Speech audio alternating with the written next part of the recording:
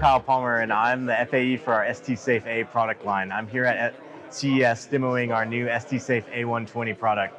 This product includes a pre-provisioned ECC key as well as a pre-provisioned certificate. You can buy these off our website, as well as minimum order quantity and reels of 5K. We can personalize these for 5K, or we can provide these unpersonalized and standard products. Our new STSAFE A120 includes new features from our A110 product. We're rolling out this new product this year, and it'll include features such as data hashing that were not included on the A110, as well as additional memory and key slots that you can use for your own provisioning of keys, as well as certificate provisioning and your own production line. You can establish new keys for up to 5 key slots. We have more key availability, including Edwards curves and 512-bit ECC keys. Our A120 is certified for EAL5+, so you can have peace of mind that your hardware is secure.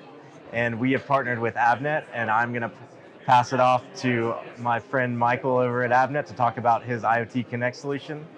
For more information on the STSAFE A, you can go to st.com/stsafe.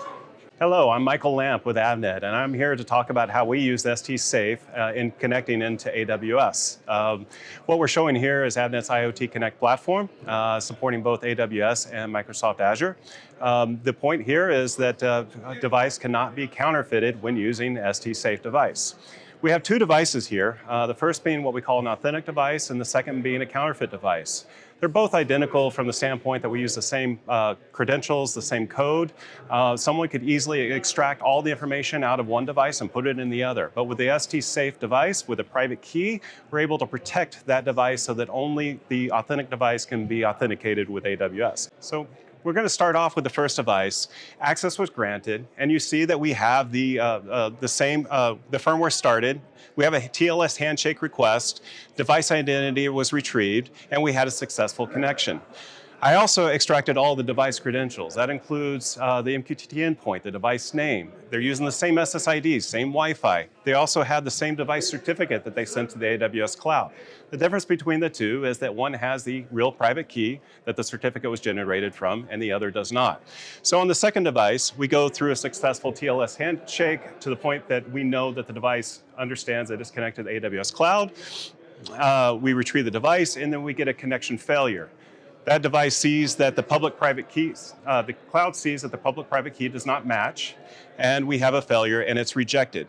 Notice that we also extract the credentials from both devices, and they're identical. So the value here is that anyone who's connecting to the cloud should be leveraging an STSAFE with the private key that cannot be extracted from the device. Check the link to IoT Connect in the description below. There you'll find easy examples to quickly get started with the STM32U5, as well as you'll be able to find lots of other examples of getting connected to AWS and Microsoft through IoT Connect through a lot of different ST eval kits.